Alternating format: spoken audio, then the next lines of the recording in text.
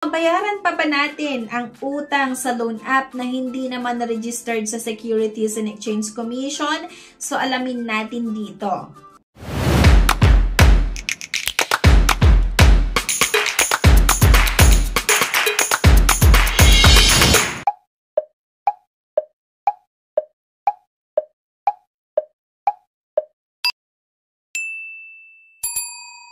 Hello mga ka-loan seekers! Isa sa mga madalas niyong itanong sa akin ay yung bayaran ko pa ba ang utang sa isang loan app na hindi naman na-registered sa Securities and Exchange Commission.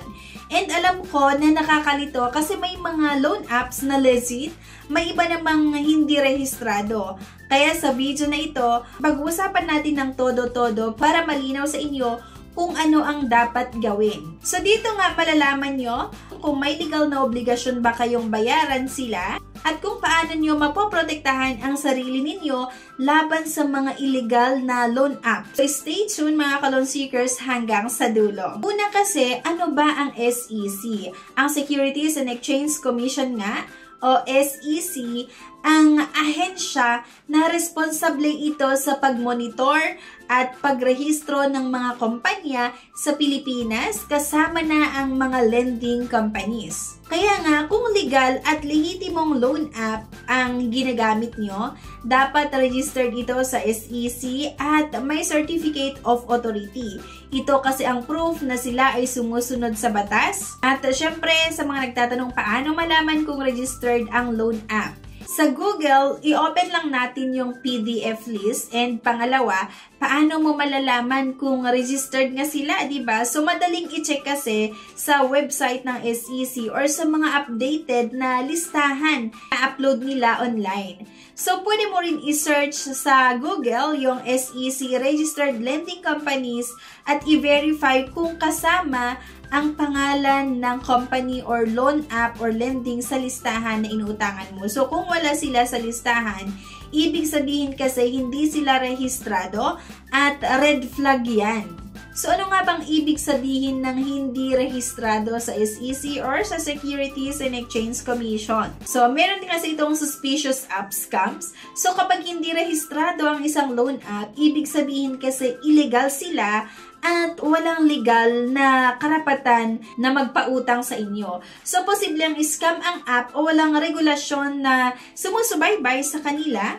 Wala kayong protection laban sa mga abusive practices nila. Ngayon, ang pinaka-importanting tanong, bayaran ko pa ba ang utang ko sa loan app na hindi naman narehistrado sa SEC or sa Securities and Exchange Commission? So, ang sagot nito ay hindi ka obligadong bayaran ang utang sa hindi naman narehistradong kumpanya. Bakit? Kasi walang legal na basehan ang mga yan, di ba? Yung mga loan app na yan para puwersahin ka na magbayad. Kung may kontrata man, ito ay maaring hindi enforceable dahil nga illegal ang kumpanya.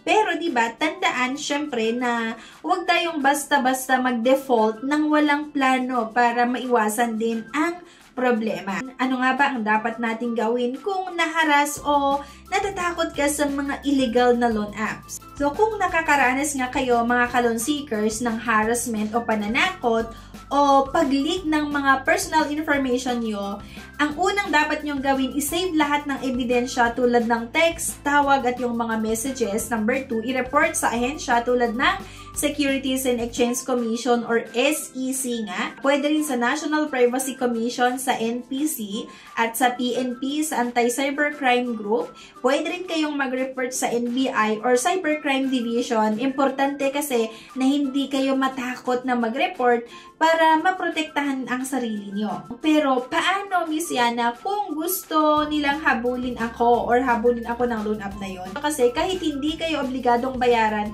pwede pa rin silang mag-file ng kaso sa civil court para singilin ang utang nyo. Pero dahil illegal nga ang kumpanya, mahina ang kaso nila. So, mahina ikakaso nila sa'yo. So, kung matutulungan kayo ng legal counsel, mas maganda din to mga ka-loan seekers para malaman nyo ang mga tamang hakbang talaga na dapat nyong gawin. At idagdag ko lang, alam mo ba kahit may utang ka, hindi ibig sabihin pwede ka na lang nila bastusin o takutin. Protect protektado ka ng batas laban sa harassment, lalo na kung ginagamit pa nila yung personal information mo para ipahiya ka. At kagaya ng sabi ko kanina, kailangan mong magsumbong sa NPC, SEC, PNP Cybercrime at maging sa NBI. Kaya nga ituturo ko sa inyo kung paano at saan ka pwedeng magsumbong step by step. At para mas lalo nyo pang maunawaan, pag-usapan natin itong harassment. Ano nga ba ang harassment? So ganito yan. Tumatawag sa'yo paulit-ulit kahit madaling araw.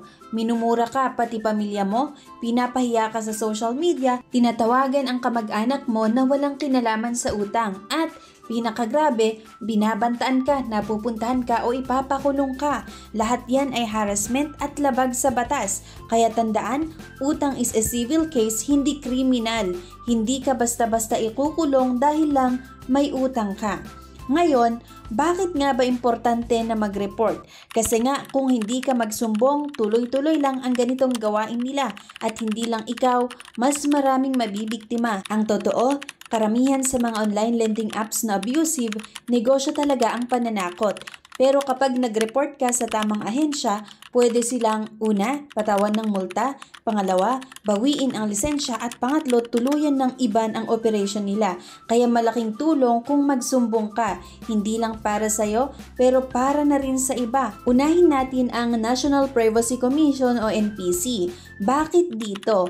So kung ginagamit nila ang personal information mo para ipahiya ka, like pinost ang utang mo sa Facebook o sinesend yung picture mo sa iba, violation yan ng Data Privacy Act. So ito yung step-by-step reporting. Una, i-prepare ang evidence, i-screenshots at yung messages kahit social media post, i-save mo lahat yan. Pangalawa nga, pumunta sa website ng NPC, yung privacy.gov.ph.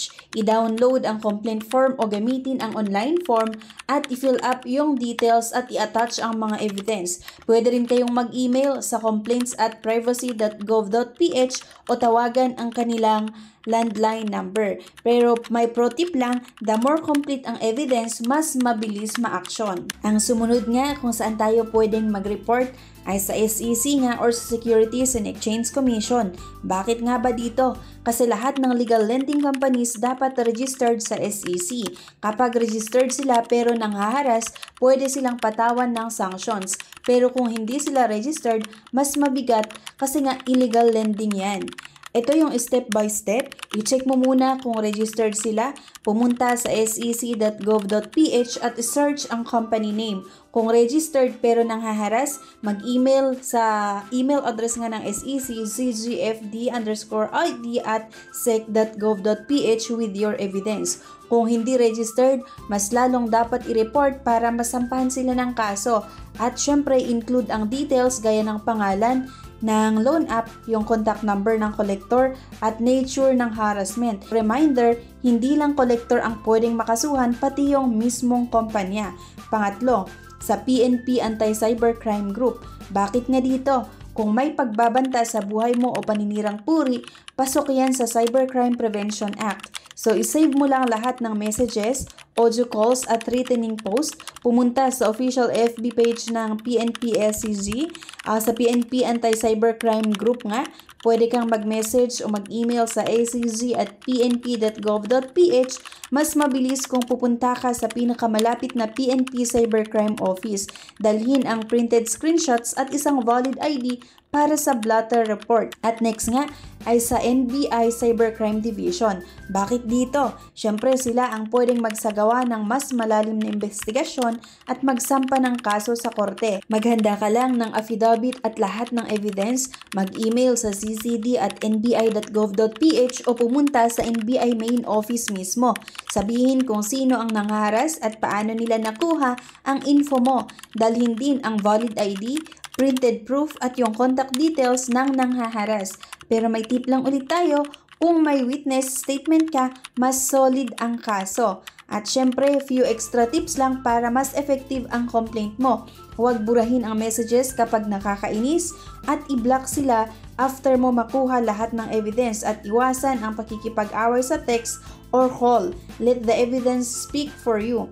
Hindi porket may utang ka ay pwede ka nilang tapakan or tapak-tapakan. May karapatan ka at may batas na magpoprotekta sa'yo. Kaya nga, kung ikaw o kaibigan mo ay binibiktima ng mga online loan app collectors, sundin mo lang tong steps at i-report sila agad. Para hindi na kayo maabuso, laging i-check ang loan app kung registered nga ba sa Securities and Exchange Commission bago mag-apply. Basahin nyo ang mga terms and condition ng mabuti. Iwasan ang mga apps na nagpapadala ng sobrang daming spam o aggressive na collector. So, huwag din natin ibigay ang mga personal na infos sa hindi kilalang kumpanya. Kung kailangan nyo ng pera, mas maganda kung mag-loan kayo sa mga legal na financial institution tulad nga ng mga bangko or yung mga banks, yung sa cooperatives at maging sa mga lending companies, yung authorized pawn shop, mas mababa kasi ang interest at mas ligtas at may protection kayo. So, ayan na nga mga ka-loan seekers, sana malinaw ngayon sa inyo ang sagot sa tanong nyo kung bayaran pa ba ang utang sa isang loan app na hindi rehistrado sa Securities and Exchange Commission. Kaya kung meron pa kayong ibang tanong, i-comment nyo lang yan sa baba. Kung gusto nyo ng tulong sa pag-verify ng loan apps, paggawa ng plano para sa utang nyo, nandito lang ako para tumulong. So again, ako si Yana. Salamat sa panonood at kita-kits sa next video. Bye!